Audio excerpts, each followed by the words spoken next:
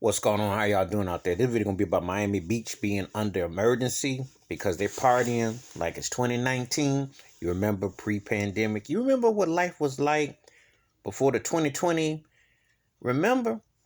They going crazy in South Beach, and that old lame racist trash governor DeSantis done allowed it to manifest. Everybody in the grand, somebody trying to go there and go spring breaking. Everybody and somebody's cousin, nephew, brother, sister, somebody trying to get up there and hit them spots, and I believe it's all age ranges. But anyway, reckless behavior, what you expect? DeSantis done sat up there and boasted and bragged and fronted and shucked and jived so much that they doing whatever they want to do. And you know what? If this pandemic keeps going, which I really believe it's going to last a bit this year. I look at this year as like a rerun of last year, and you ain't seen the end of it because the stupid legislations of this country has told people we're going to reopen a bit, but you can vaccine, but we're going to reopen, we're going to do it all in May. Remember, let's think about that for a moment, the recklessness of what Joe Biden said about, well, everybody can do it May 1st, you get vaccine May 1st, we're going to reopen up. And what do you see?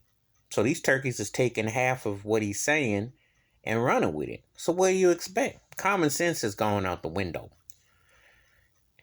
Because between him and Trump, and then you got DeSantis, all these idiots is embarrassing, and they all embarrassing. Because we had a real leader in this country, you just shut this thing down for 3 months. You take a season off, which is like wintertime, and then you regroup, and you slowly ease back. You don't play stop and start, step and fetch, and play with people's lives. And that's what they're doing. All of it. Just nothing but a bunch of game.